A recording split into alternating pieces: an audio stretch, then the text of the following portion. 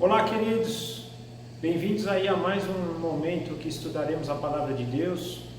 Nós temos meditado no livro de Atos dos Apóstolos, caminhando já para o final desse precioso livro. Hoje nós vamos olhar para a passagem que se encontra no capítulo 26, mas antes vamos pedir a orientação de Deus, orar para que Ele nos dirija nesse momento, abra os nossos ouvidos, quebrante o nosso coração, para que a gente receba essa palavra não só como uma palavra de sabedoria, mas também para que possa produzir ações práticas em nossas vidas, Senhor, nós somos gratos ao Senhor por tudo que o Senhor tem feito, primeiramente por quem o Senhor é.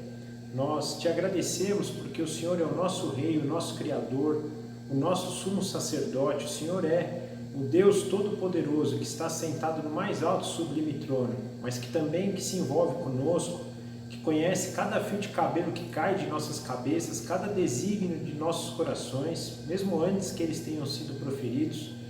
Muito obrigado por toda a sua majestade, o seu esplendor, a sua glória, por tudo que o Senhor é, papai. Muito obrigado. Agradecemos também porque o Senhor nos tem protegido, o Senhor nos tem dirigido, o Senhor tem permitido que cada vez mais possamos conhecer o Senhor. O Senhor tocou os nossos corações um dia para que crescemos no Evangelho do nosso Senhor Jesus Cristo, de modo que se estamos aqui hoje, estamos graças ao Senhor, estamos graças à obra do nosso Senhor Jesus Cristo, vindo a esse mundo para pagar pelo nosso pecado, para cumprir a sua santa e perfeita justiça em nosso lugar. Também somos gratos pelo poder do Espírito Santo, que um dia nos tocou para que acreditássemos em tudo isso, para que tivéssemos o fruto do arrependimento em nós e pudéssemos então desfrutar, indo ao nosso Senhor Jesus, da salvação. Muito obrigado porque toda essa obra foi feita pela Tua vontade, pelos Teus desígnios e por Tua soberania. Nós te agradecemos por isso. Agora nós te pedimos humildemente que o Senhor nos dirija por meio do Seu Santo Espírito, para que possamos ter entendimento do que o Senhor tem para falar a nós.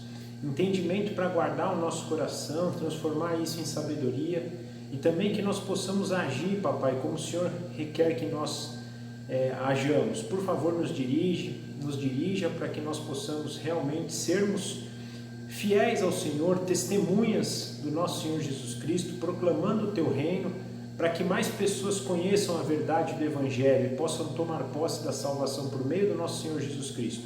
E aí o Teu propósito maior, que é criar uma família, seja cada vez mais cumprido por meio do Senhor nos usar aqui. Por favor, nos dirija nesse momento e nos abençoe em nome do nosso Senhor Jesus Cristo. Amém. Então, gente, continuando aqui o nosso estudo, só para a gente lembrar um pouquinho, no capítulo 24, 25 e 26, a gente vê lá a prisão de Paulo. No primeiro momento, então, ele é preso lá em Jerusalém, com toda aquela confusão dos judeus, principalmente de fala grega, indo para cima dele, a ponto até de querer matá-lo aí, Então o governante ali da região de Jerusalém intervém, o comandante do exército grego, do exército romano. Ele intervém, leva Paulo então para a prisão, aí descobre que Paulo é um cidadão romano, ele fica até temeroso por isso, porque ele tinha açoitado Paulo, E leva então ele diante do Sinédrio, vê que não tem muita solução ali, descobre do plano que os judeus têm, de tirar a vida de Paulo. Então leva Paulo para Cesareia e entrega ele então para o governador Félix, Félix inclusive também faz um primeiro julgamento para tentar achar a culpa de Paulo e tomar alguma decisão, não consegue, não encontra a culpa em Paulo. Então, para agradar os judeus, deixa Paulo preso, fica período aí de 2 anos, até que vem Festo, o novo governador.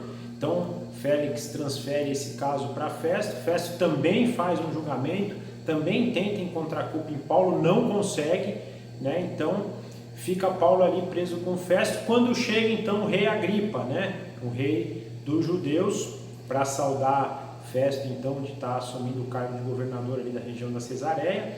E aí nós terminamos, então, com o início do encontro entre Agripa, Agripa, toda a corte ali que estava com eles, Festo e Paulo, para que Paulo então apresentasse defesa. A gente percebe que o intuito aqui de Festo era que Agripa pudesse ajudar Festo numa acusação, porque Paulo tinha então pedido para que ele tinha apelado para César, ele tinha pedido para que fosse levado então para um julgamento em Roma diante do imperador, só que Festo não tinha do que acusar Paulo, então ele também tem por objetivo aqui, ao trazer Paulo, apresentar o caso de Paulo para Agripa, que Agripa pudesse ajudá-lo nessa acusação, para que ele não mandasse então Paulo para o imperador sem uma acusação formal, uma acusação séria, não as acusações que os judeus estavam fazendo e que Festo tinha entendido que era de cunho religioso, era um problema deles ali, de discussão religiosa, mas não tinha nada, e principalmente que pudesse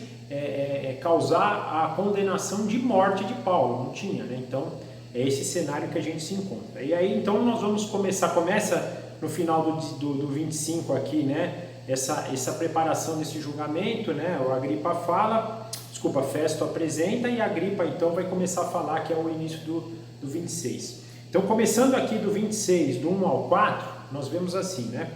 Então Agripa disse a Paulo: você tem permissão para falar em sua defesa. A seguir, Paulo fez sinal com a mão e começou sua defesa. Rei Agripa, considero-me feliz por poder estar em tua presença, para fazer a minha defesa contra todas as acusações dos judeus, especialmente porque estás bem familiarizado com todos os costumes e controvérsias deles. Portanto, peço que ouça-me pacientemente. Então Paulo, desculpa, eu falei do 1 ao 4, é do 1 ao 3 esse primeiro trecho, tá? Então aqui Paulo começa então a sua defesa, Agripa inicia dizendo que Paulo então tinha permissão para falar, e Paulo começa então a fazer o seu discurso. E a primeira coisa que ele fala é que ele se diz feliz, uma vez que Agripa, por ser o rei dos judeus, já conhecia como eles agiam. Então Paulo fala isso: eu estou feliz porque o senhor está familiarizado, né, com os judeus. E aí quando a gente pensa em familiarizado, é em questão religiosa, em questão de conhecer quem eram os fariseus, os saduceus, na sua essência, era uma pessoa que tinha muito contato com eles, né? Então ele poderia inclusive saber das discórdias entre eles, né? Lembrando que principalmente aqui entre os fariseus e os saduceus tinha a questão da ressurreição, que é algo que Paulo se apega aqui, ele vai se apegar aqui também no discurso, né? Entendendo que os saduceus não tinham esse costume da ressurreição e já os fariseus sim. Então dessa discussão que eles tinham, eles falam sobre isso, né? Ele fala aqui, né, no 3, né, das controvérsias deles, né, dos costumes e controvérsias, ou seja, Agripa era alguém que conhecia então os meandres ali do judaísmo e podia então, conhecendo isso, ter uma visão clara do que estava acontecendo, de que a acusação que eles estavam fazendo contra Paulo era infundada.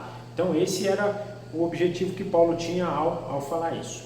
Caminhando um pouquinho aqui, do versículo 4 ao 9, nós temos, né? Todos os judeus, Paulo continuou o seu discurso, né? Todos os judeus sabem como tenho vivido desde pequeno, tanto em minha terra natal como em Jerusalém. Eles me conhecem há muito tempo e podem testemunhar, se quiserem, que, como fariseu, vivi de acordo com a seita mais severa da nossa religião. Agora, estou sendo julgado por causa da minha esperança no que Deus prometeu aos nossos antepassados. Essa promessa que as nossas 12 tribos esperam que se cumpra, cultuando a Deus com fervor dia e noite. É por causa dessa esperança, ó rei, que estou sendo acusado pelos judeus, porque os senhores acham impossível que Deus ressuscite os mortos. Então aqui Paulo começa a questão, realmente o cerne da questão. Ele termina aqui no 8 falando, né, se eles acreditam que Deus ressuscite dos mortos, mas mais legal de tudo isso é que ele começa então a mostrar que na verdade ele era um dos judeus. Ele até faz até uma colocação forte aqui, né?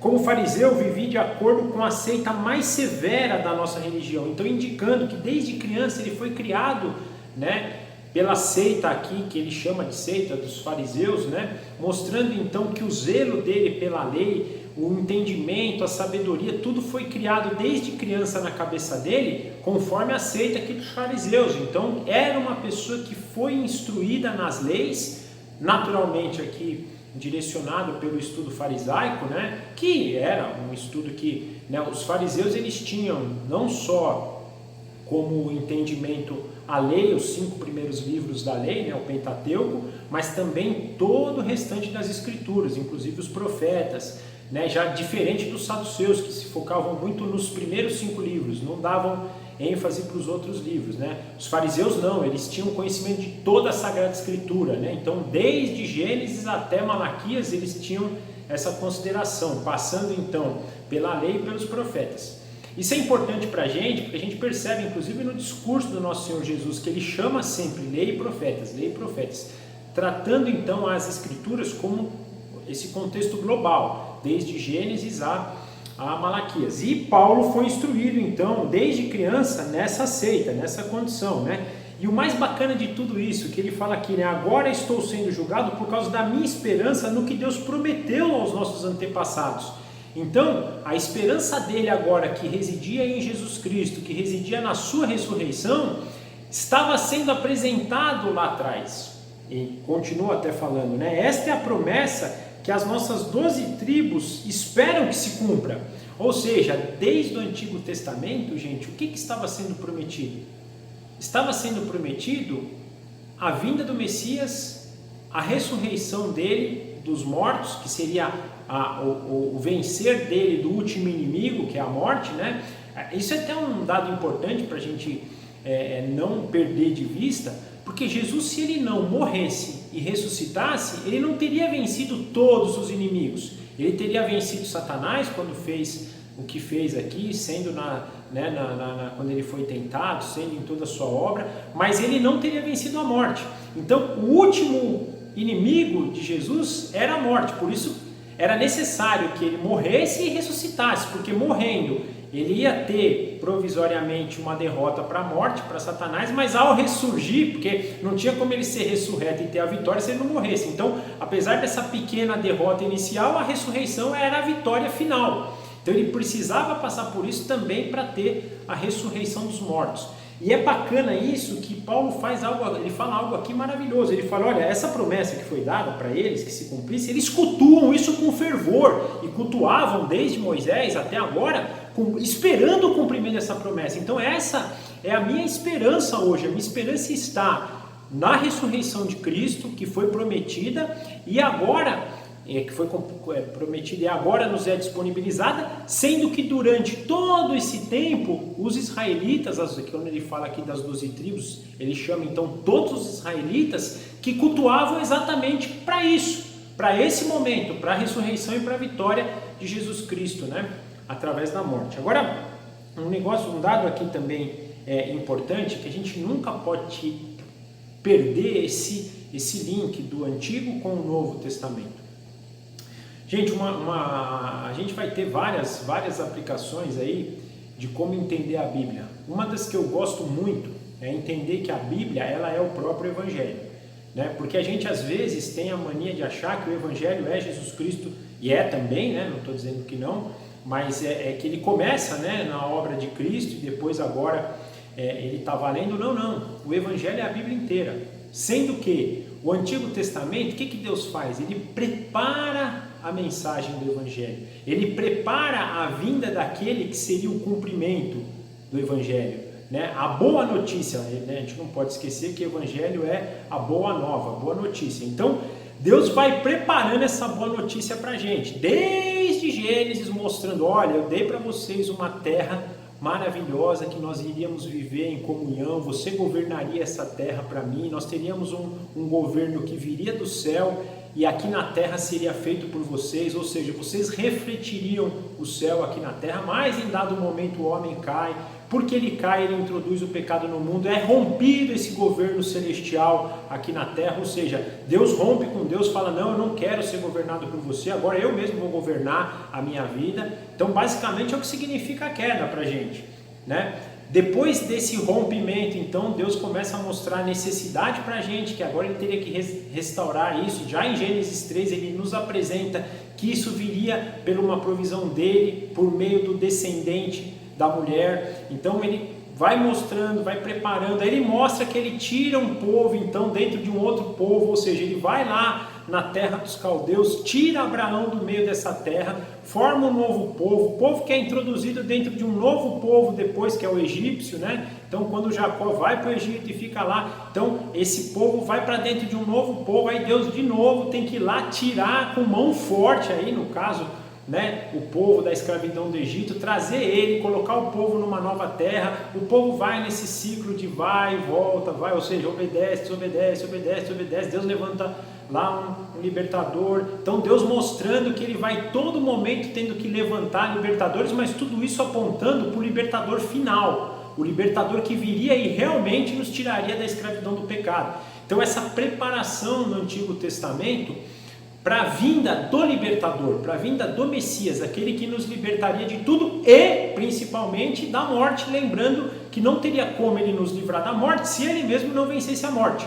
Então, ao vencer a morte, ele vence o último inimigo. Então essa proclamação vem de todo o Antigo Testamento, preparando o caminho para esse libertador. Agora, o Novo Testamento nada mais é do que a proclamação desse libertador que já veio, da vitória dele, e agora todos os povos já conhecem, podem conhecer na verdade, dessa libertação por meio do nosso Jesus Cristo. Então qual que é a mudança do Antigo para o Novo? No Novo era uma preparação para o Evangelho. Agora nós vivemos na época da proclamação. Proclamação do quê? Daquilo que um dia vai se concretizar. Já é concretizado pela vitória de Cristo, mas a restauração, a redenção de todas as coisas vai acontecer quando Cristo voltar a sua segunda vez e vai redimir toda a criação. Gente, a gente não pode esquecer que ao romper com Deus e ao deixar que o pecado entrasse no mundo, o homem ele amaldiçoou toda a terra. As maldições que acontecem hoje aqui no mundo não são culpa de Deus. A gente vê muito absurdo a respeito disso. Por que Deus permite a pandemia? Por que Deus permite terremotos, tsunamis? Isso tudo, gente, é condição da maldição que o homem introduziu no mundo. Se hoje o mundo tem pandemia, se hoje o mundo tem terremoto, se hoje o mundo tem o que tem porque o homem desobedeceu, o homem rompeu com o governo celestial e hoje sofre as consequências da sua maldição. Só que a mensagem do Evangelho final é a redenção de todas essas coisas. Redenção que vem por meio da segunda vinda de Cristo, que vai restaurar todas as coisas, vai nos restaurar, porque hoje, mesmo nós que já temos, de certo modo, essa vitória, nós temos de forma parcial. Por quê? Porque o pecado ainda habita em nosso coração, a gente ainda luta contra o pecado. Mas quando Jesus Cristo voltar a segunda vez, não vai ter mais luta, essa luta vai ser ganha definitivamente, a escravidão vai ser totalmente purificada. Deus hoje, se a gente fizer até uma analogia com o Egito, Deus nos tirou do Egito, mas Ele ainda está processando dentro de nós um trabalho de tirar o Egito de nós, ou seja, Ele já nos tirou do mundo, mas ainda tem resquícios do mundo no nosso coração. E qual que é o nosso trabalho agora? Desculpa, qual que é o trabalho de Deus em nós agora na santificação? É tirar esse resquício do mundo de nós. Porque um dia nós seremos totalmente livres de tudo isso. Nós viveremos em paz, em santidade, em alegria, em comunhão plena com Deus. E isso vai ser quando? Na redenção final, que aí é a mensagem final do Evangelho. Mas Paulo aqui traz essa leitura para a gente maravilhosa da preparação então do Antigo Testamento. E olha que coisa maravilhosa, que ele fala que os israelitas, as 12 tribos, ou seja, todo o povo ali, não era só os judeus, os benjamitas, né, que eram aqueles que ficaram no Reino do Sul, que foi restaurado, enquanto não, todos eles. E a gente vai lembrar, eu gosto muito de pensar sobre isso, nós vimos no Evangelho de João, na passagem da mulher samaritana, como ela, por exemplo, em sendo uma samaritana, tinha esse desejo.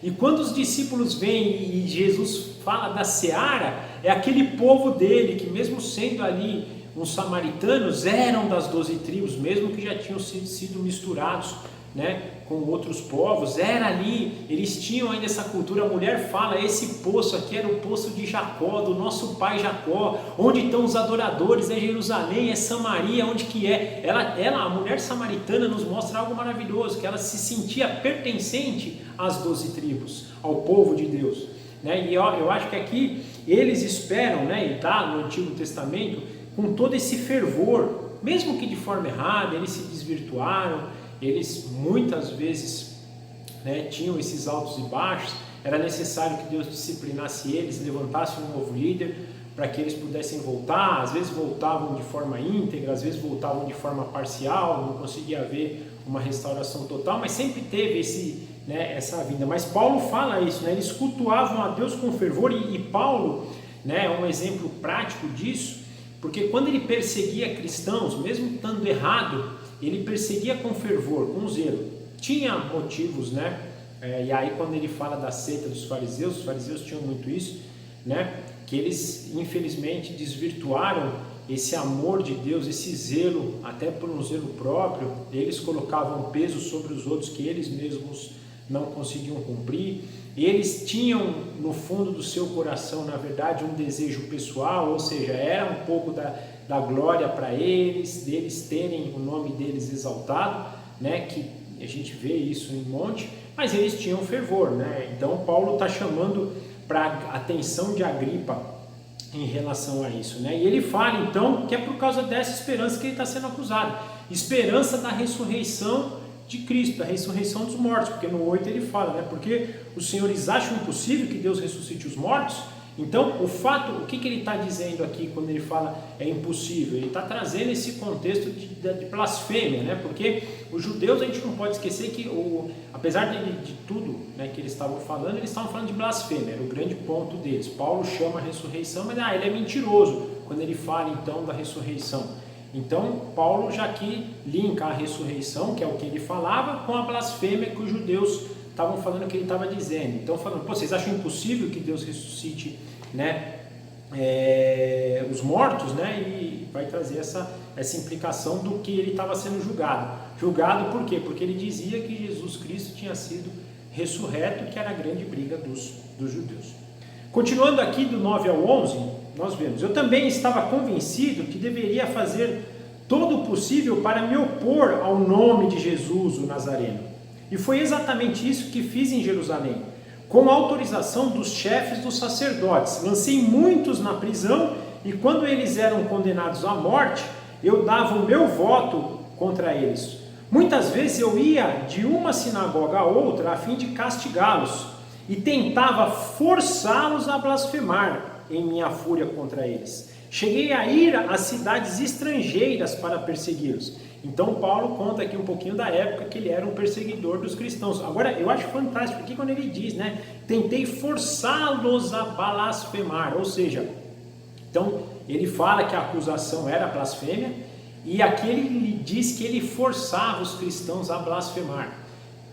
Os cristãos falavam de Jesus Cristo, da ressurreição dos mortos, e não diziam que isso era uma blasfêmia, era uma condição que eles colocavam, né? Olha, eu creio que Jesus Cristo era o Filho de Deus, que foi ressurreto, né? E isso não era uma blasfêmia, e não é mesmo, a gente sabe disso, mas para os fariseus eram, e eles forçavam os cristãos a fazer isso. Tanto é que, gente, eu estava lendo esses dias aí sobre a crucificação, né? Um pouquinho antes da crucificação de Cristo, e é exatamente o que o sumo sacerdote faz com Jesus, né? E Jesus não pode mentir. Então o sumo sacerdote chega diante de Jesus e pergunta: diga se és o Filho de Deus, tal, faz toda essa acusação, né? Para dizer assim, olha, se ele falar que ele é o Filho de Deus, ele está blasfemando. E Jesus fala: você que o diz isso.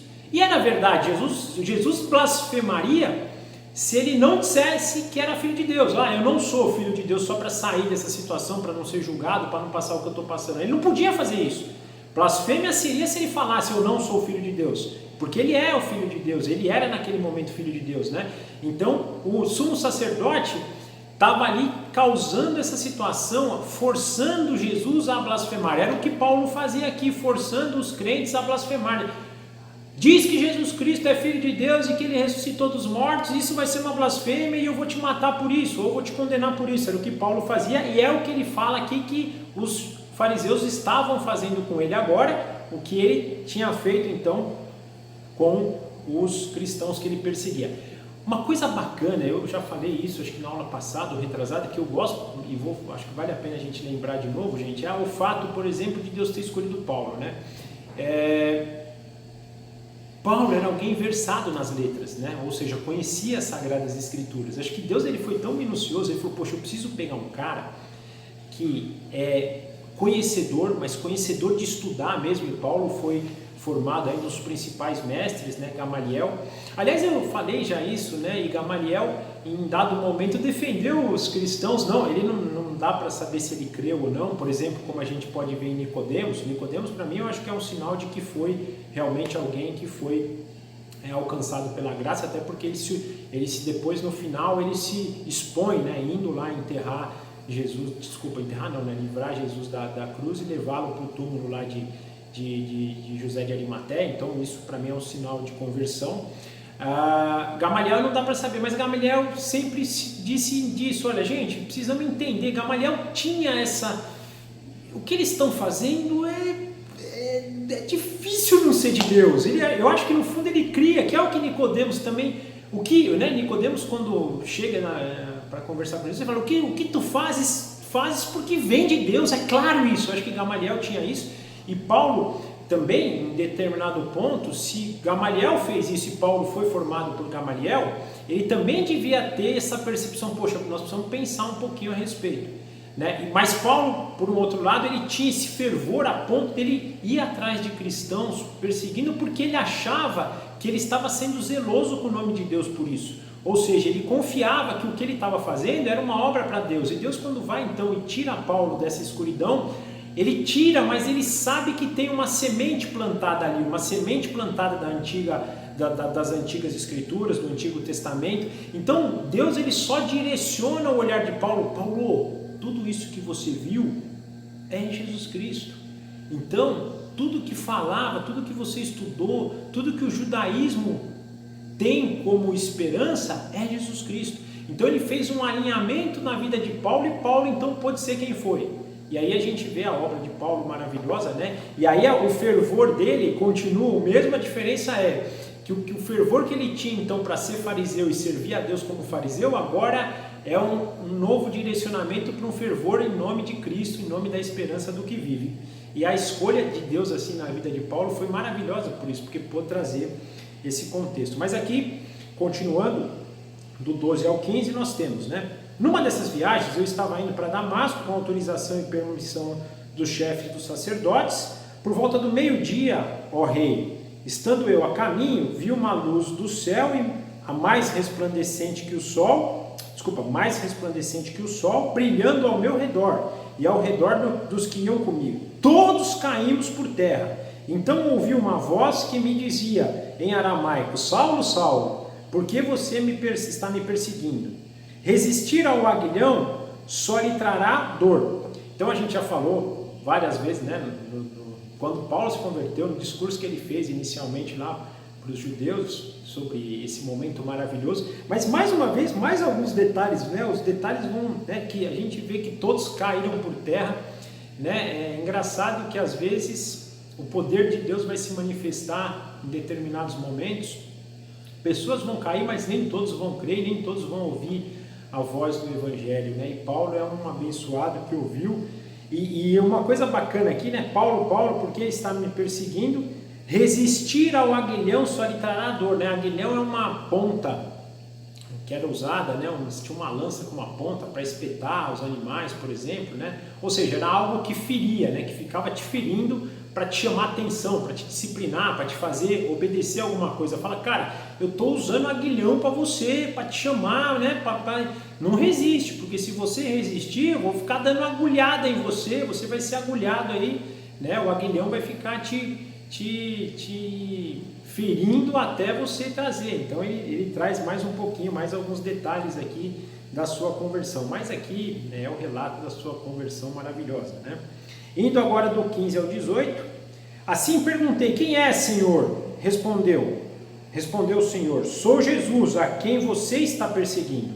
Agora levante-se e fique em pé. Eu apareci para constituir o servo e testemunha de que você viu a meu respeito e do que lhe mostrarei. Eu o livrarei do seu próprio povo e dos gentios, os quais eu o envio, para abrir os olhos e convertê-los das trevas para a luz, e do poder de Satanás para Deus, a fim de que recebam perdão dos pecados e a herança entre os quais são santificados pela fé em mim. Gente, a riqueza desse trecho, ela é maravilhosa. Eu gostaria que a gente passasse versículo por versículo, porque esse aqui é maravilhoso. Então respondeu: quem és tu, Senhor? Respondeu: eu sou Jesus, a quem você está perseguindo. Aqui é importante isso, né? Que Paulo está sempre falando isso, né? Que ele era um perseguidor de Cristo, para deixar claro para eles que ele era alguém que era do outro lado, né? E que se converteu para esse lado. O que isso tem de peso? Era uma testemunha maravilhosa, né? Porque era alguém que estava realmente, era alguém que conhecia e que queria perseguir esses cristãos, mas que a hora que entendeu a verdade, trocou de lado, porque essa verdade ela é irresistível, né? Então isso é maravilhoso. O 16, né? Agora levante-se e fique em pé, eu apareci para constituí-lo servo e testemunha do que você viu a meu respeito e que lhe mostrarei. Gente, esse é o nosso chamado. Aqui está falando para Paulo, mas é o nosso chamado. Qual é o nosso chamado? Nós fomos chamados do mundo para quê? Para sermos servos e testemunhas. Na verdade, pensando aqui a nível nosso, pessoal, né? O nosso chamado é para constituir uma família para Deus, uma família que vai demonstrar a glória de Deus, é por meio dessa família que Deus vai ser glorificado, mas aqui no contexto nosso, para a vida hoje, é o quê? Para sermos servos e sermos testemunhas. Já testemunhas como família, mas testemunhas pessoais de como Deus age. Olha o que ele fala, né? Do que eu vi, do que você viu a meu respeito e do que lhe mostrarei.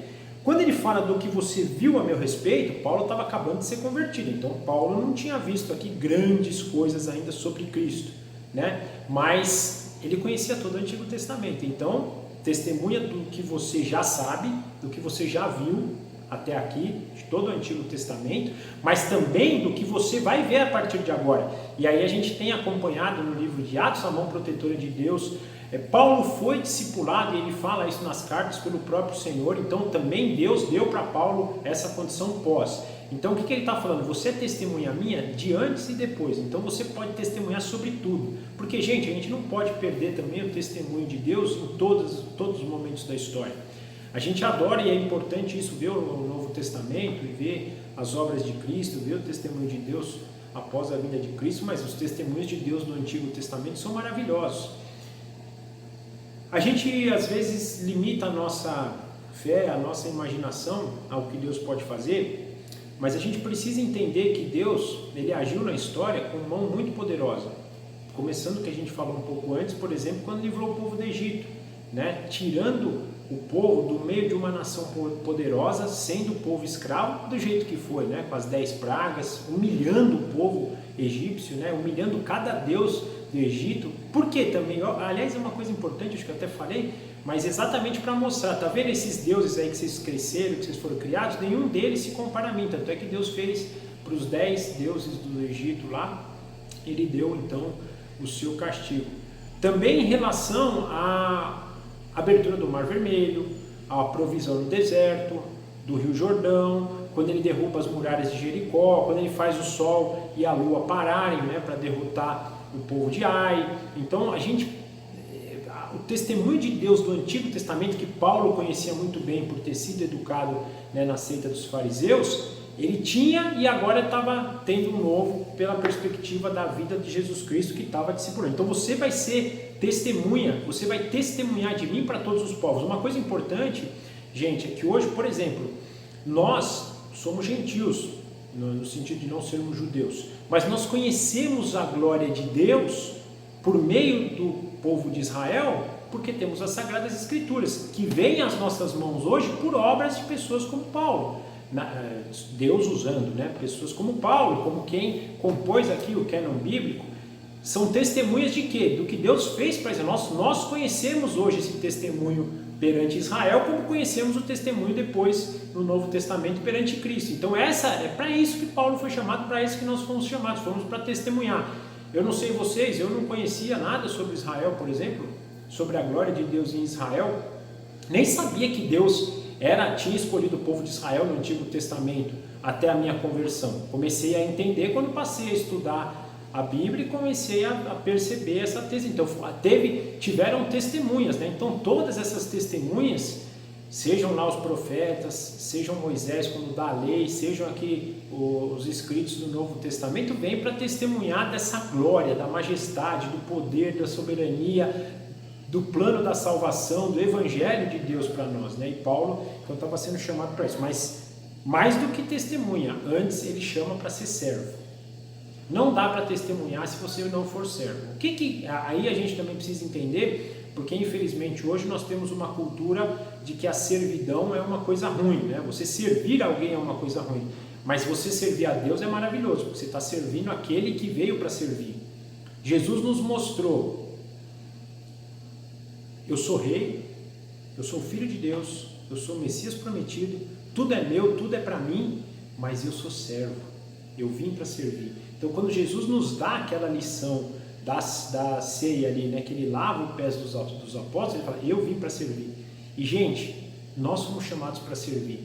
No futuro, quando Deus resgatar todas as coisas, todos serão servos. É engraçado. Agora, se todos serão servos, quem vai ser Senhor? Ah, Jesus Cristo. Sim, Ele é o nosso Senhor. Mas Ele é o que também?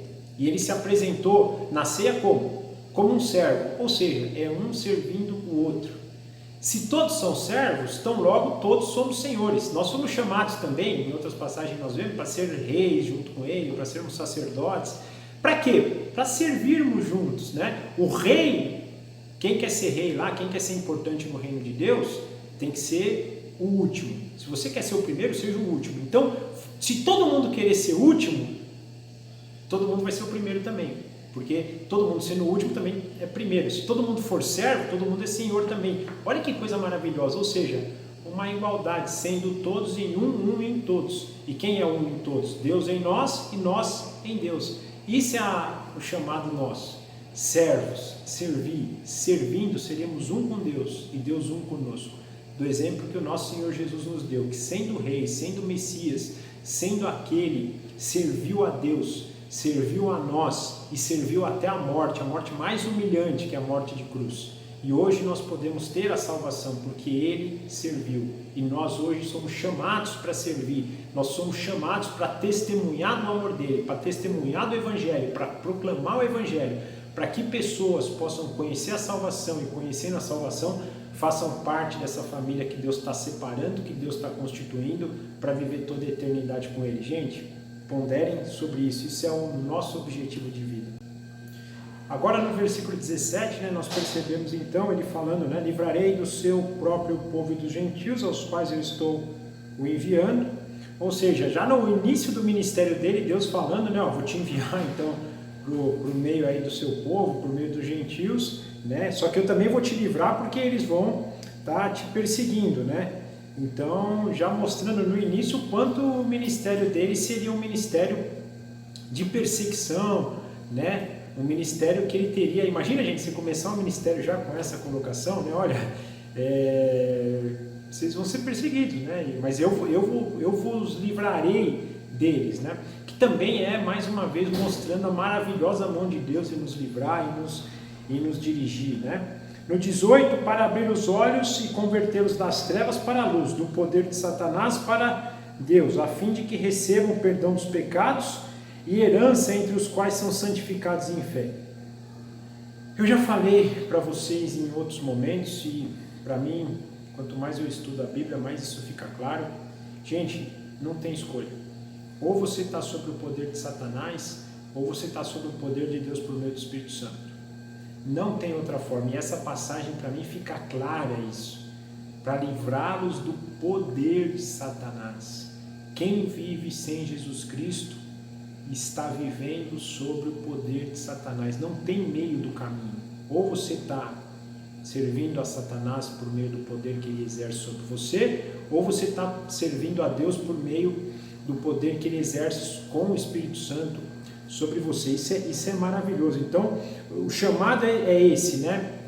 Para que vocês possam livrá-los do poder de Satanás, você tirar eles das trevas e direcioná-los para a luz, sair do poder de Satanás, levar o poder da luz, porque assim eles poderão receber o perdão dos pecados.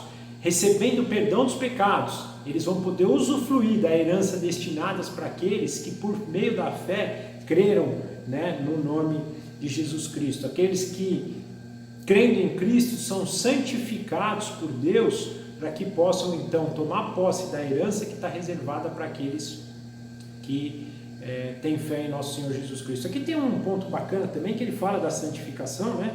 E isso é importante para a gente porque nós hoje então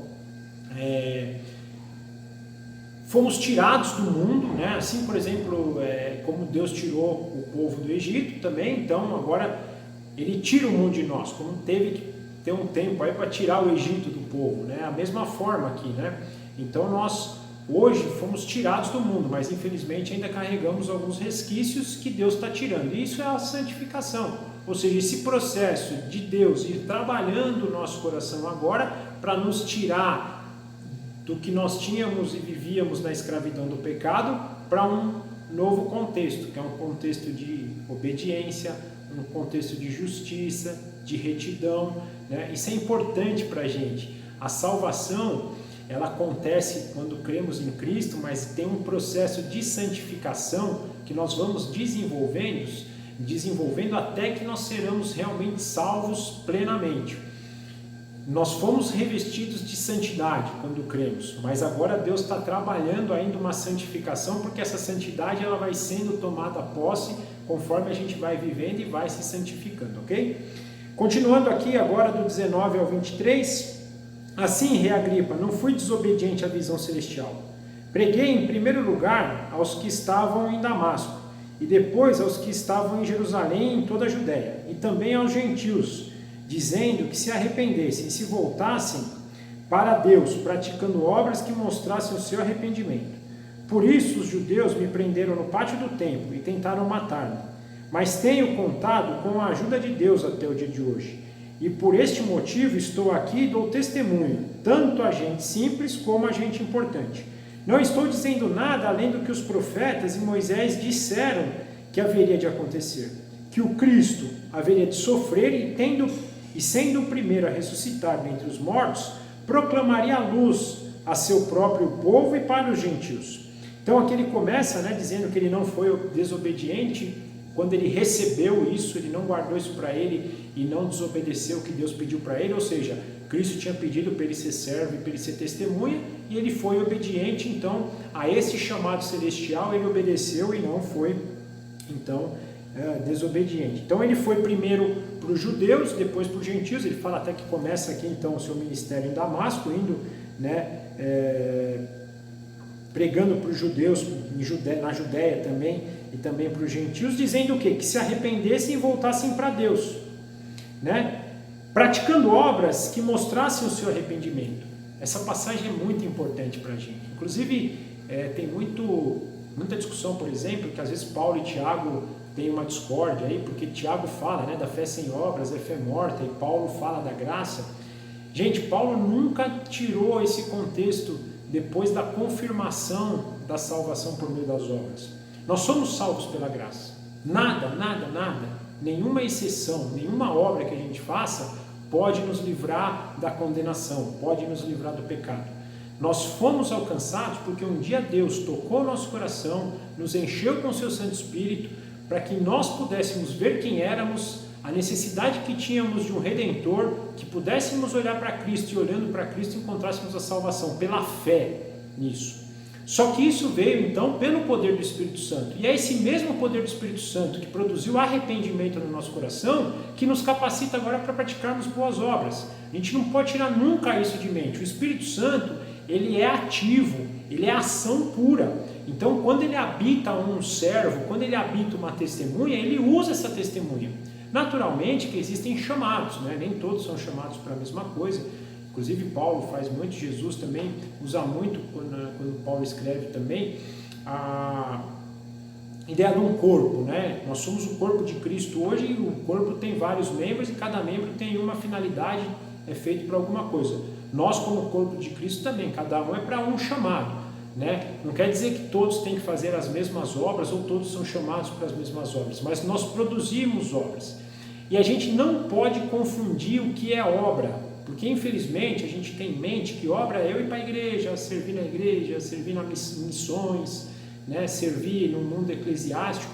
Tudo isso é importante, a gente deve, dentro do possível e dentro do que a gente tem disponibilidade, ajudar, mas obras em si é você ser servo.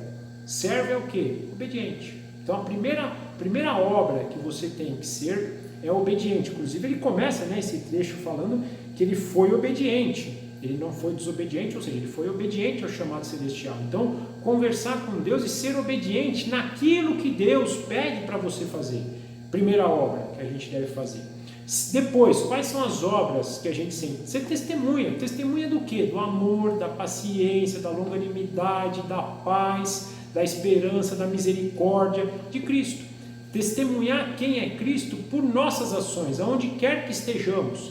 Às vezes fomos chamados para servirmos no nosso trabalho, ou somos chamados para servirmos no nosso trabalho, para servirmos nas nossas amizades, nos nossos relacionamentos. Somos chamados para servir no mundo aí, né? Não necessariamente numa igreja, não necessariamente numa atividade eclesiástica. Nós somos chamados para servir, para que pessoas, né? E o Paulo fala isso, para testemunhar para pessoas que vivem nas trevas, saírem das trevas e virem para a luz. Se a gente está servindo só em igreja, como é que um amigo de trabalho vai reconhecer que você hoje vive na luz e, conhecendo que você vive na luz, ele possa também ter o desejo de ser tocado por Deus para vir para a luz? Né? Então, nós somos chamados para essas obras. Essas obras vão nessa direção: obediência e produzir o fruto do Espírito, que através do fruto do Espírito, pessoas verão a Deus, e vendo Deus em você, ou vendo Deus em nós, eles poderão então conhecer, ser tocados, e sendo tocados também serem alcançados para a salvação, serem alcançados para se arrependerem, entregarem sua vida a Cristo e poderem tomar posse então da herança eterna. Então Paulo, ele também cita que as obras são necessárias. Essa passagem para mim fica muito claro: fé sem obras é fé morta. Lembrando que não é a fé que te salva, quem salva é Deus por meio da ação do Espírito Santo, te causando arrependimento, e pela obra do nosso Senhor Jesus Cristo. Então, arrependimento e fé na obra do nosso Senhor Jesus Cristo. Mas esse mesmo Espírito que produz esse arrependimento em você é o Espírito que vai te conduzir para que você faça então, né, boas obras. Então isso é importante para a gente. 21. Por isso os judeus me prenderam no pátio do templo e tentaram me matar. Então aqui ele avança na história. 22. Mas tendo contado com a ajuda de Deus até o dia de hoje, engraçado, ele põe aqui e fala: é Deus que tem me preservado até hoje, né? E realmente a gente vê a ação de Deus em todos os momentos, via a vida do governador, ao sobrinho dele, aos governantes, né? Então Deus agindo, né, por meio das pessoas para que Paulo pudesse estar ali hoje, né, e dando testemunho, né? Ele dava testemunho para gente simples e para gente importante. Olha Deus também agindo para que todas as pessoas pudessem ouvir do Evangelho. O que Paulo estava fazendo aqui, apesar de ser sua defesa, era evangelizar. Ele estava evangelizando eles também, né? E aí ele chama algo bem importante, né? Eu não estou dizendo nada além do que os profetas e Moisés disseram de que haveria de acontecer. Mais uma vez linkando o Antigo Testamento, apontando que o Antigo Testamento era a preparação da mensagem do Messias que viria. Então ele até fala, né, que Cristo haveria de sofrer e, sendo o primeiro a ressuscitar dentre os mortos, proclamaria a luz para o seu próprio povo e para os gentios. Lembra também que no Antigo Testamento é dado isso, né, que aí Abraão ia ser pai de muitas nações. Tem muitas passagens no Antigo Testamento que indicam então agora a entrada dos gentios também, né, para o povo de Deus, não só a proclamação para Israel. Então ele está fazendo esse link com o Antigo Testamento, mostrando que tudo ali era uma preparação para o Evangelho que viria por meio da pessoa de Jesus Cristo, né? Continuando do 24 ao 28, a essa altura Festo interrompeu a defesa de Paulo e disse em voz alta: você está louco, Paulo? As muitas letras estão levando à loucura. Só fazendo um parênteses aqui, é interessante isso, né? Não é à toa que Paulo mesmo diz, né, por meio do Espírito Santo, né? O Evangelho é loucura. Para quem não entende, é loucura. Imagina para esses caras aqui que tinham essa questão do poder, não só dos judeus, mas para os romanos, era uma loucura. E ele fala: Paulo, acho que você leu tanto, você pirou, né? Pirou, ficou maluco. Essa é a colocação de Festo aqui, né? 25. Paulo respondeu: não estou louco, excelentíssimo Festo. O que estou dizendo é verdade e de bom senso. O rei está familiarizado com essas coisas e lhe posso falar abertamente. Estou certo de que nada disso escapou do seu conhecimento, pois nada se passou num lugar qualquer. Rei Agripa, crês nos profetas? Eu sei que sim. Então aqui ele está dizendo: não, Festo, eu estou até dizendo isso, eu fiz essas implicações porque o rei o conhece, o rei sabe. O rei tem esse conhecimento, ele conhece o povo. A gente viu lá no começo, né, que ele conhecia os costumes e as controvérsias dos judeus. Então o rei, se tinha alguém que poderia ter essa percepção de todos aqueles que estavam participando, sem ser os judeus que estavam acusando Paulo, era Agripa. Então ele está chamando essa atenção, falando, não, eu não sou louco não, muito pelo contrário, se você perguntar para Agripa, provavelmente ele vai te confirmar que ele sabe, porque são os costumes e as discórdias que o povo judeu tem, né? Então aí nós vemos no 28 a resposta de Agripa. Então Agripa disse a Paulo, você acha que em tão pouco tempo pode convencer-me a tornar-me um cristão? Agripa pegou a ideia, gente. Agripa pegou a ideia. Falou, cara, você está me evangelizando. Você está tentando me evangelizar. Né? Só que, infelizmente, em vez dele tomar posse do evangelho, ele fala, cara, você está com tão pouco tempo assim, achando que você vai me convencer a virar cristão? Olha a colocação de Agripa, que coisa...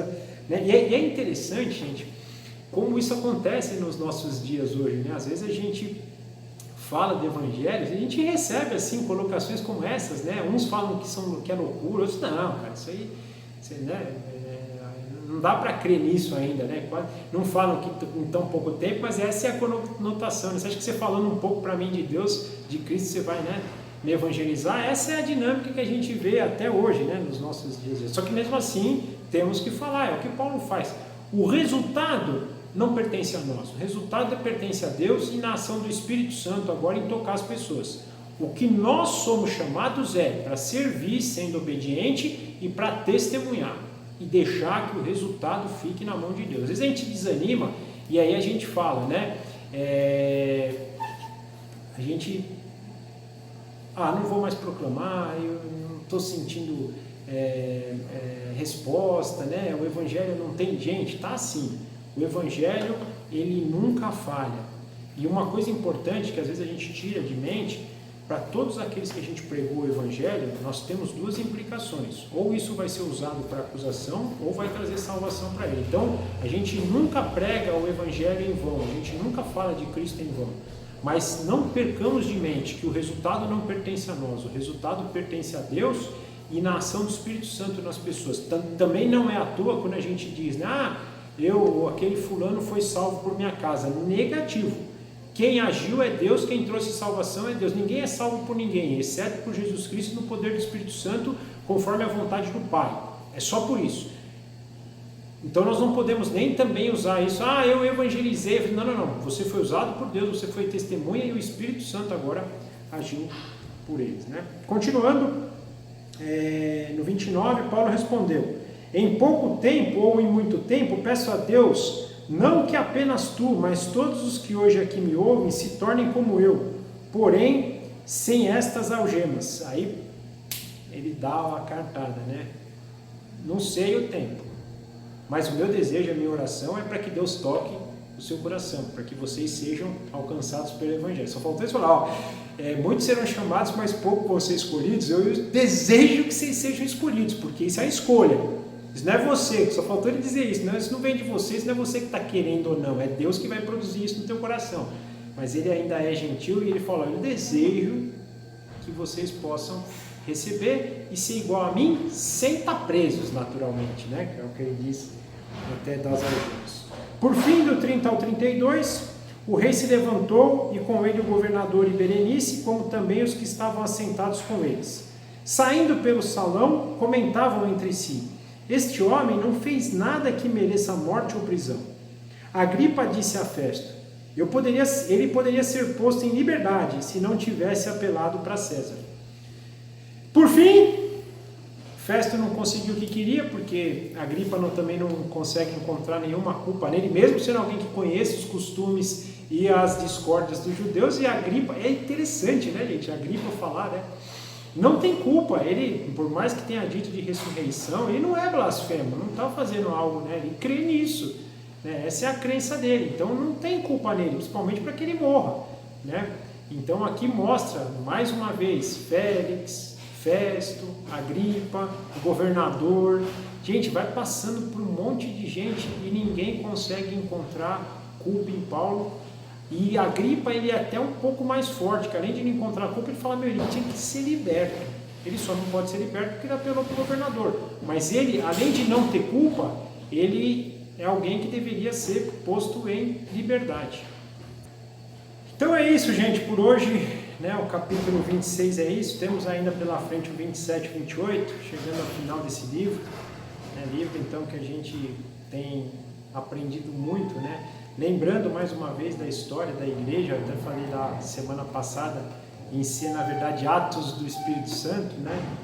E aqui nós vemos mais uma vez Paulo também exaltando essa ação de Deus por meio da vida dele aqui, do livramento, da capacitação, Deus capacitando ele para falar perante os governadores, os reis, né? Isso mostrando, né, que a profecia vai sendo cumprida, é um bom sinal para a gente nunca duvidar das profecias, de tudo que está na Bíblia vai ser realizado. Isso é importante, gente, porque às vezes a gente, principalmente no que tem de salvação, acha que pode ter alguma coisa que no final Deus vai salvar todo mundo, e não é o que a gente lê na Bíblia, ou seja, o que está escrito aqui vai ser cumprido como vem sendo cumprido durante toda a história, e nós temos que crer nisso, né? Mas aqui nós estamos então avançando, terminando aí essa estada de Paulo na Cesareia. Nos próximos capítulos a gente vai ver o envio dele então para Roma, e aí finaliza esse livro, né? Espero que vocês tenham gostado, que vocês também sintam esse desejo de estudar novamente, buscar esse livro. É muito bom, né? Eu pelo menos tenho sido bem impactado cada estudo que a gente faz, até por conhecer realmente aqueles primeiros irmãos ali da igreja, né? do novo reino então que se inaugura na igreja ali e que vai findar com a gente, né? Até brinquei a semana passada que na verdade nós somos a continuação do livro de Atos, né? Então é o início da nossa história, é o que nós percebemos ali. Era uma igreja de um perfil totalmente diferente do nosso, mas é o nosso início. É muito bom a gente saber da história, conhecer a história, e o livro de Atos nos mostra isso. Que vocês possam ter amanhã um dia abençoado, uma semana também cheia do Espírito Santo, que Deus esteja com vocês em comunhão, que vocês possam ter todas as bênçãos, a proteção de Deus nesse momento de muita dificuldade. Eu vou orar terminando, e aí a semana que vem então nós nos encontramos mais uma vez. Senhor, muito obrigado por mais um dia, que o Senhor permitiu que pudéssemos abrir a sua palavra. Obrigado por vivermos num país que temos liberdade para estudar a sua palavra. Que nós possamos sempre te obedecer, te servir e te seguir. Que nós possamos gerar esse fruto do arrependimento que o Senhor nos apresentou hoje aqui como resultado da nossa salvação. Não pensando em encontrar nenhum mérito diante do Senhor, muito menos, né, de achar que somos bons ou que temos algum benefício sem a ação do Senhor, sem a ação do seu Santo Espírito. Que o Senhor possa nos dirigir, então, para que a gente gere esses frutos. Também, papai, que o Senhor livre todos aqueles que o Senhor permitir do poder de Satanás, das trevas. Essa passagem nos ensina o poder que Satanás exerce sobre esse mundo. Que esse poder possa ser cessado, que o poder do seu Santo Espírito prevaleça em toda a raça humana, e que nós possamos avançar, que haja um grande avivamento no nosso meio, um grande avivamento no nosso país, no mundo, para que as pessoas conheçam do teu amor, das tuas misericórdias, da tua graça, do teu poder, e o teu nome seja glorificado, a tua família cresça e o seu reino seja estabelecido eternamente. Nós entregamos a nossa vida nas tuas mãos, entregamos a nossa semana nas tuas mãos, que nós possamos cada vez mais seguir e servir ao Senhor, sendo servos e sendo testemunhas do teu evangelho por meio da pessoa do nosso Senhor Jesus Cristo e do poder do teu Santo Espírito. Nós declaramos o nosso amor ao Senhor na pessoa do Pai, do Filho e do Espírito Santo, e oramos em nome do nosso Senhor Jesus. Amém. Tchau, gente. Obrigado. Até semana que vem. Forte abraço a todos aí.